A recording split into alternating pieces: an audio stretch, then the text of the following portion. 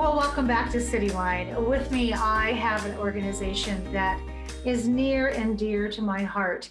And if you don't know about this organization, well, get your pencil, get your paper, because you have some notes to take. I'm talking about the Toy Rescue Mission.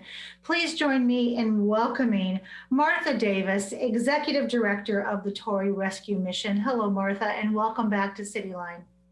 Thank you, Amanda. Good morning. Thanks for having me. It's great to be here today. It's great to see you again. I haven't had a chance to Zoom with you from my kitchen. Usually, last time I saw you, we were on the comfy couch. So it seems like decades ago that we were together, my dear. Yes.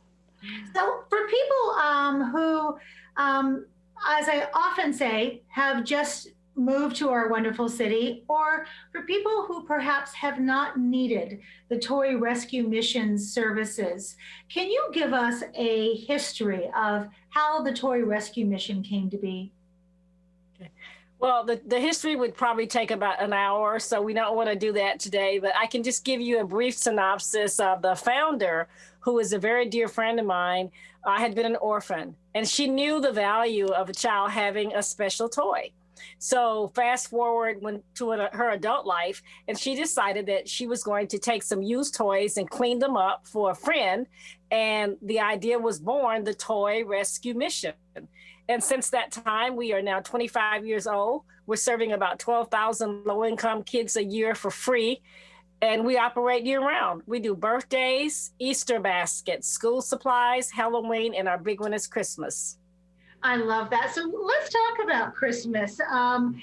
Given where we are in the world right now, are you still doing Christmas, and how will it be affected in terms of? Well, unless the governor tells me no, yes, Christmas is still a go.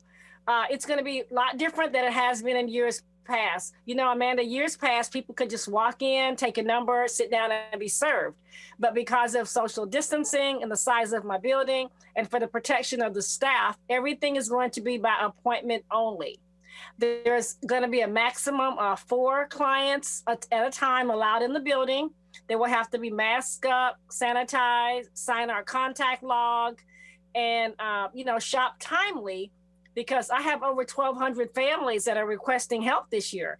In order for me to serve 1,200 families between now and Christmas, my staff and I have to be extremely creative, and we have to be like on the spot. Which I know you are, my dear. So speaking of those 1,200 families, this is your chance to talk to our audience and tell them what donations are needed the most so we can help those 1,200 families. Absolutely, Amanda. I have a building full of toddler toys, but I wish our people could see where I'm sitting in our teen boy section behind me, and the shelves are very, very bare because people forget that a 13-year-old, 14-year-old, 15-year-old still lives at home with mom and dad. They don't work, and they still have the same needs. So people donate a lot of things for younger children, but we struggle with the older children. The other thing that we're struggling with right now is having enough finances to keep the lights on and the rent paid. Grants have been very slow coming in this year. As a nonprofit, we don't have paid volunteers, so we don't qualify for some of the grants for employee type grants. So what we need is funds to pay our rent, our light bill, cable bill, the internet, things that we can stay operational. Absolutely. So speaking of that, how can people contribute? Besides perhaps mailing you a check, what other ways can we show that we are supporting you? Absolutely. Well, we have our PayPal is linked to our Facebook page and our website. If you are an Amazon shopper, we have Amazon Smile, and they make a donation directly to Toy Rescue Mission for every purchase that you make. If you are a Fred Meyer shopper, just sign up under Toy Rescue Mission. Our code is YM078. It links your account to us, and we get the same points you get. So that's awesome with Fred Meyer. And then, those that want to just make a monetary donation on site, we do provide receipts. And if you just want to go shop for us, just call us and ask us, what's on our wish list for today, and we'll let you go shop. I love that. You make it very, very easy, Martha. Martha, I had asked you before we started this about sponsors, and you had said sponsorship was very, very low this year. And that does impede the ability to bring the holidays to those 1,200 families. Is that correct? It does. You know, people, like I said, we have a building that's 4,000 square foot that I have to heat, you know, utility bills. And my utility bill was over $1,000 for the same period last year for that 1 month. And I'm thinking $1,000 to pay the light bill, plus I have to have phone bill. Then I've got to have the rent. And thank God for the people who own the building.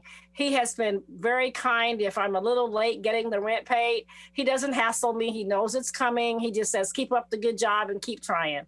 So that's been a blessing to have him, you know, understanding our situation with, you know, COVID going on right now. So those people that can afford to make a small monetary donation, it would sure help us to stay operational. I can't do this from my house. Absolutely. Martha, thank you so much for what you do for those 1,200 families and what you do for our community. You are truly an angel. Thank you, Amanda. I appreciate the opportunity to share Toy Rescue Mission with our local community. And with me also is the Toy Rescue Mission Volunteer Birthday Coordinator, Mary BRISSON. Welcome to Cityline, Mary. Well, thank you. I'm glad to be here. So we're glad to have you here. So Mary, I mean, looking behind you, I know that this is a huge warehouse where all of these toys live. So how has Toy Rescue changed during COVID? Well, everything is being done by appointment. Our volunteers come in individually. We glove up, we use hand sanitizer. Everybody has to sign in. We have to stay 6 feet apart. So the workroom has been set up so you can be 6 feet apart. Normally we're all masked up.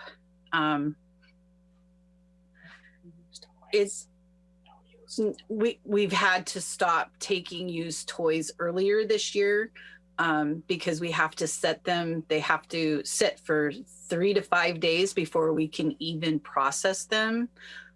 So I think we started on October 15th. We had to stop taking used toys. So now it's only new shelf ready so they can sit on the shelves for the 3 to 5 days before we put them out.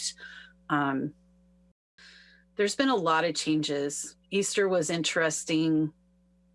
We had to postpone or not do Halloween this year because we couldn't have children come and try on costumes. We can't let children in the building at all. So Mary, that leads me to, you mentioned Halloween was canceled. How are you handling Christmas? By appointment only. They'll have to come in. They have to make an appointment over the phone. We have to be able to call them back. And then when they come in, they'll have to sign a login form. They'll have to put on hand sanitizer and gloves and have a mask on before they even come through the door. And then they will only be in contact with one person, trying to keep that 6 feet distance, that will take them through the entire shopping process here at TRM. Wow. And are you allowing minors in the building? Not at all. No, there are no minors whatsoever, not even newborn babies. Okay. We don't have to risk them. I'm just thinking about those parents who might want to, you know, a dad taking his child in thinking, okay, we're going to get something for your brother. So we want to save that for when we're open to the public again. Well, we don't usually, we don't really do that because we want it to be a surprise and we want the parents or the children to know that their parents got them something. We don't want them to know that it came from Toy Rescue Mission. We want them to believe it came from their parents because their parents reached out to us to get their children something. And it's very important that the children know that their parents care enough about them to come and find them a gift to give to them. So we try not to have children do that. That is a beautiful reminder. I would think with people staying in home more because of COVID, are you seeing more home crafts and supplies for homeschooling? Yes, yes. As a matter of fact, we did a back to school event in the outdoors so that it could be done at 6 feet or better. We gave away bicycles. We gave away school supplies. There was clothing and food. Food is Free Project supplied us with boxes of food. No, those came from World Vision. Okay, they helped deliver them. So, and then after that, then we ended up doing more bags and setting up more supplies for all these parents that didn't have school supplies at home. So and craft kits as well.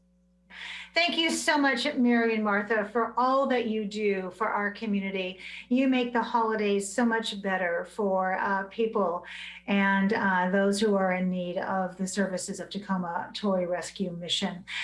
We have much more to come on Cityline. You don't want to miss this. I have John Douglas Drake from Tacoma Musical Playhouse and Sherry O'Hare. This is going to be a laugh riot. You know you need a good laugh, so don't go away. We'll be right back.